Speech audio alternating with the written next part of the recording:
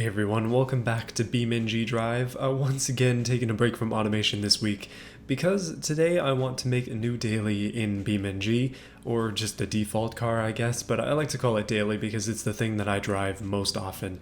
This is my previous one. It was made on the new chassis at the time, but I've kind of taken SUV parts, mixed them with sedan stuff, and then we kind of made a race car out of it. Let me show you how this one drives before we get on to the next build. But yeah, this car is very powerful. I do have some complaints about it though, and things that we'll hopefully address with this newest build. There are a few things about this car that I don't particularly like. However, it is excellent, and I'm definitely not going to be deleting its preset anytime soon. Did you know that you can modify cars in BeamNG? Because if you didn't, you're going to find out how today. But as you've probably noticed, this car is ridiculously quick, and it's very well planted. Even over some of the bumps around here, it gets settled pretty quickly and is just an easy car to drive, which is kind of what I wanted. Something powerful and quick so that I can move around maps quickly when I want to drive there instead of just going there with the camera, which is arguably easier, but I don't know. I like this game. I want to have some fun. And it's relatively durable, except it does have a couple of issues. It likes to stall for some reason, which is not ideal, and also it is a little bit too low to the ground. So my requirements for a new car are taller, still fast, and maybe a little bit less race car-y so it can go off-road. I don't know, we'll have to see. You can see this thing has slick tires, so it doesn't exactly do well in the dirt. That's something I'd like to fix. So we have a group of cars here that I can choose from to choose my, I guess, new platform to build off of. Some of the more recent updated ones include the D-Series, which just got a pre-runner build, which would be sweet. But I was thinking this time, and to be maybe a little bit more unique, I'm actually going to go with the ETK K-Series. No particular reason, I'm just happy to use this as a base. And we're going to start off with the most basic one, manual transmission, and I'm going to paint it yellow, just to start. Alright, so here's the car right here. Now, it's going to be pretty easy for us to benchmark the performance of this because this is a basic in-game preset, so yeah, we'll be able to get another one of these spawned in at any time to try it. So I'm just going to go right ahead into the modifying. First thing though, people complained about this last time. I'm going to pause the game. So it pauses the physics, but it will still let us modify the car. So if you don't know how to do this, you can go over here to Vehicle Configure, and from here you can pick out all of your different body panels, different body parts, engines, all that kind of stuff, and then there are tuning options, and this depends on what you put in your car as well. So some components are tunable and some aren't. But there are some very important things to consider, including if you put in a bigger engine, you're definitely going to want a high performance radiator, so I'm going to put one of those in immediately before I forget. So you can see the car is kind of slowly sinking down backwards. I don't know why it does that. It seems to be just a glitch with the physics being off and then the car resetting. If we want to fix that though, we can just unpause and it'll kind of go back into its normal habitat. So things I'm interested in doing are making it look a little bit more aggressive. Obviously we got to change the wheels. This thing comes with a 2-liter inline 4, which is not ideal. We do have the option to go up to a 5.2-liter V12, although I think I'm actually just going to stick with maybe a 3-liter inline 6. Nothing too crazy. I don't want it to be absolutely nuts. So we can go heavy duty long block, and we can get turbos, including stage 1 on here. This is probably not too quick, but I would like to see it perform before we do anything else here. Let's just delete the speed limiter as well. I don't think we're going to need that. And I'm going to go sport exhaust with dual exhaust tips. I don't know. I'm just trying to see if I can make this anything better. And yes, I am very interested in all-wheel drive, so we're going to keep that. But in order to get all-wheel drive working, you'll notice, I put it on the transmission, but there is no front differential yet, so I gotta go over here and add one in. Right here, we can go for a race-limited slip in the front, and that should give us, well, we have a bunch of other options as well, but that'll at least give us the option of having all-wheel drive. Okay, so you've seen the things that I've changed. The car is mildly modified. It is not tuned, but I think it'll be interesting. It currently is rocking that nice inline 3. This car looks pretty good just coming from the factory, so I'm pretty excited about this. Let's go ahead, turn the ESC into sport mode, and eventually we'll end up turning it off or just deleting it entirely. And Oh my goodness, the turbo lag is insane. Oh no. Well, it's not as fast as the other car, but we also have yet to do any weight reduction. One thing that is good about Beam cars as well is you get a full interior, and that definitely helps when we crash into things. Well, I think it's safe to say that this interior needs an upgrade. This is a bit of a luxury car instead of being a sports car. I mean, it's a sports luxury car, but I'm hoping to strip most of this out so that we can get it down in weight. And I mean, it already doesn't have back seats or anything like that, so I'm not sure that there'll be very much we can actually lose here. Hopefully a bit, though. And just for fun, let's see what it looks like when it crashes into something, because I'm hoping that it has a cage option, and maybe, just maybe, it'll become a little bit more rigid. Hopefully so. So now comes the fun part where I go through every single option and make sure that there isn't a high performance variant of it that I don't have on here yet. Basically, on the other car, it has the option to switch vendors and things like that, so I'm just quickly testing these. Obviously, we need a gasoline fuel tank, that's kind of important. But stuff like the headlights are all the same, the hood is all the same, there's no option there. Quarter glass, I mean, this is all just basic stuff. Driver's seat, let's go for a seat base. Is that just gonna be, ooh, racing seat. Okay, I'm down with that. And I think I'm actually just gonna get rid of the passenger seat entirely, specifically for weight reduction. We probably don't need that. Let's go for the TT Sport front brace. We'll try and get as much TT Sport stuff on here as we can, because that is a high performance variant of this car. Taillights and stuff we can't change. Tow hitch. I mean, the tow hitch would be a lot of fun. Let's go for the sport trim. Hopefully this doesn't make the car weigh anymore. We'll find out. There really isn't that much customization with this car, unfortunately. I'm hoping, though, that we can kind of take the wheels as a thing to customize more. Let me just fix the car. Also, it seems to be sinking into the ground a bit. But the wheels, we can make them much more unique and therefore hopefully interesting. By the way, I should say that I just had one of my wisdom teeth out yesterday, so if I sound a bit different, that's why. Nothing else has changed. So just like my other car, I'm planning on ripping out the door panels. I don't think we actually need those, so say goodbye to the door panels. Just gonna be metal on the inside. That's safe, real safe. Driving and safety electronics, well, let's go race. Race preset, yes please. ABS, we'll leave that on there as well. Okay, so this part is extremely important and is absolutely going to change the way the car drives. Basically, I need to change the suspension into a totally different configuration. We've got front struts, but we have a lot of other options, including adaptive front struts, or race or rally, bunch of different things we can do. I'm going to start off with the TT Sport adaptive ones, and I'm going to go for a adaptive sway bar as well. The front spindles we can't do anything with. Front disc brakes though, let's go TT Sport with those as well. Try and get as much TT Sport stuff as we can on here and make this the real race version. So we made the front diff a race limited slip with a regular front drive shaft, race adjustable front final drive. All this stuff is looking fine. In terms of steering, we have, we don't need power steering, but we do have the option of having quick ratio drift steering. Not that I really need that. Front wheels, okay, now this is very important. We currently have 225/50 R17s on 17x8 rims, so we gotta figure something else out here. Basically, this wheel setup includes every wheel in the game, and then there are also a ton of different tire options for each of them, and that varies depending on what wheels you choose. So yeah, got some work to do here. The car definitely feels faster, even with just the setup that I've gone with so far. Obviously there's some more tuning to be done, lots of other stuff to be done as well. These are supposed to be rally tires, and looking at them, wait, this way, they appear to just have no tread at all, which is mildly worrying. Like, this seems more rally prepped, and that's just kind of what came with it. Not sure what to think about that, to be honest. Let's go back and investigate. Okay, I think I'm going to go with these wheels. They're the Rally Pro fronts. 16x8, so we're going down one size.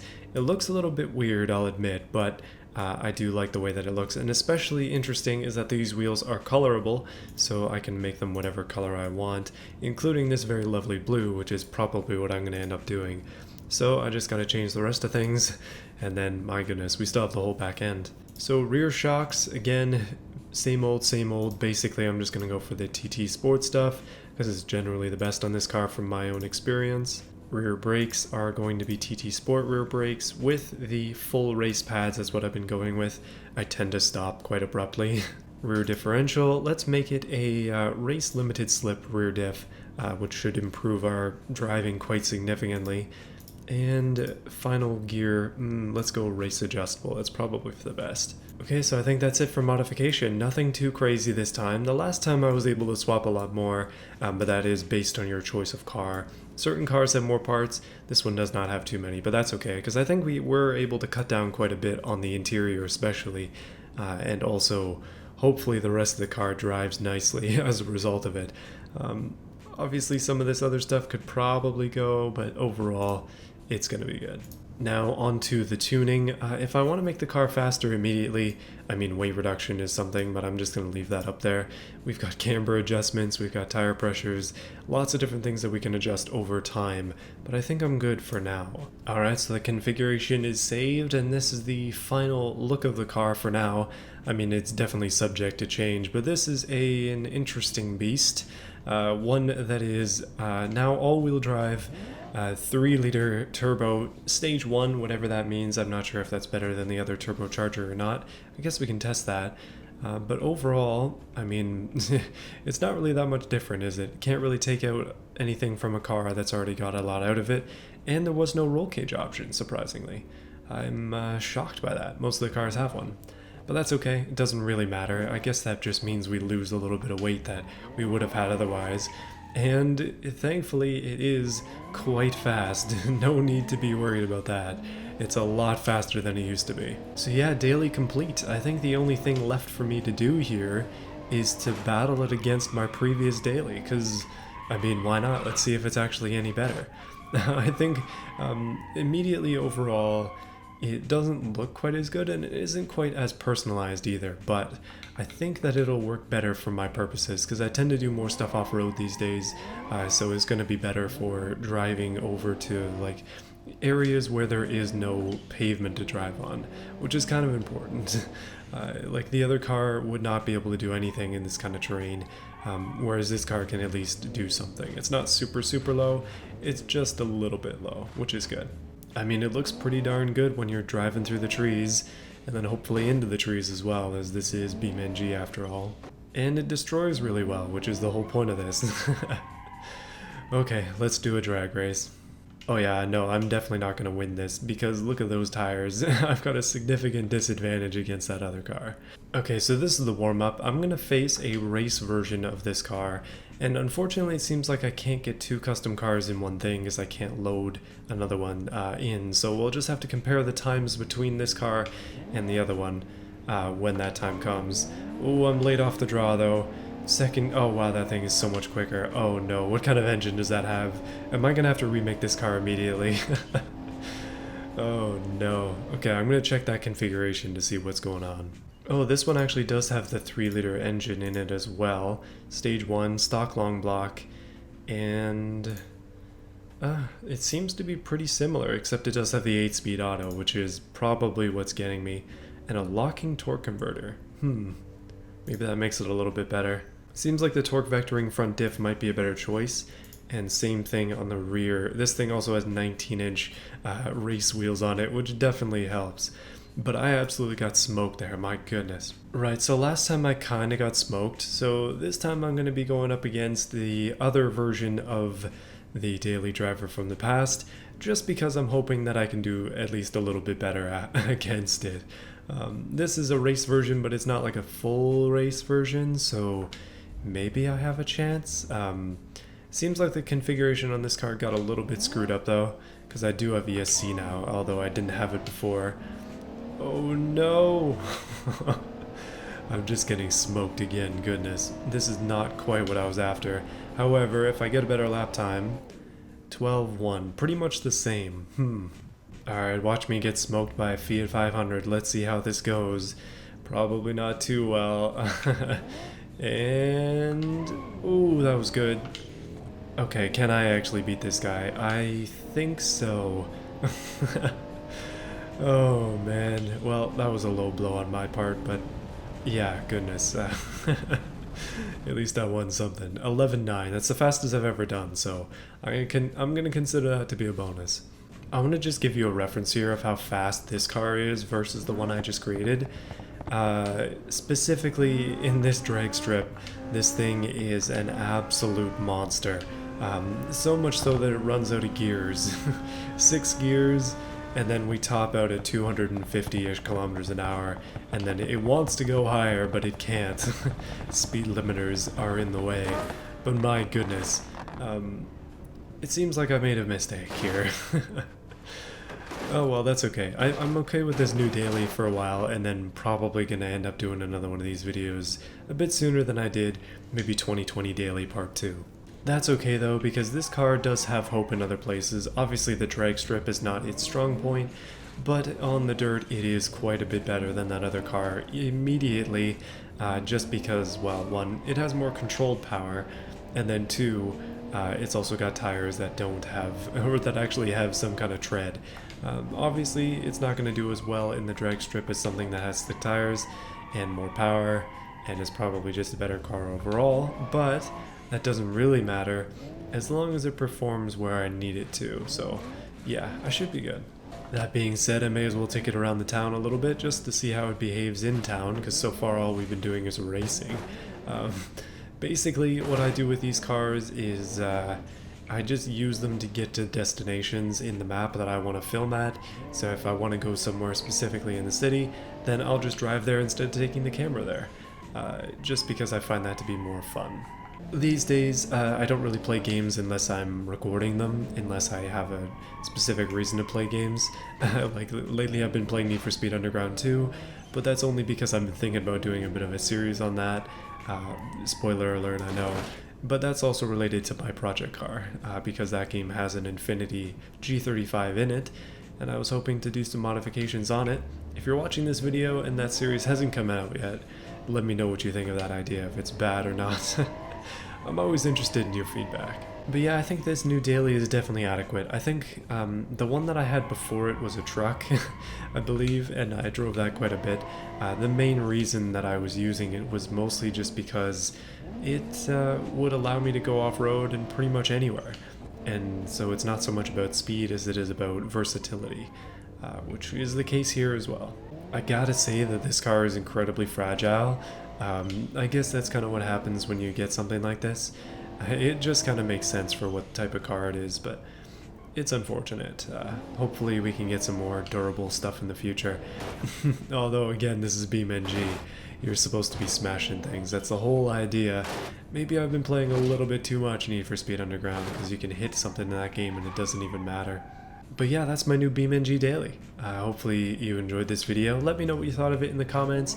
I'm specifically interested to hear what kind of cars you guys drive in BeamNG. What is your default car in Beam? What do you use it for? And then, I don't know, what's your favorite car in BeamNG? Let me know in the comments. But that's it for me for now. See you guys again next week for some more videos. Maybe a project car update. I'm not sure what I'll be able to get done this weekend. And then definitely something again on Saturday.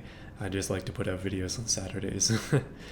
Anyway guys, see you again next time. And a big thank you to the generous support of the people in the Merchants Guild. Oh wait, wrong channel. We have Overlord, QT Bear, Terry Williams, The Most Random Person, Jean Valpalms, G.A. Pope, Davis, and the German Dude, and also Jug. Thank you guys for your support. I almost forgot about you. No, I didn't. I swear I didn't. You're at the top of the list, okay? It's hard to forget. Thanks for your support, guys. See you again next time.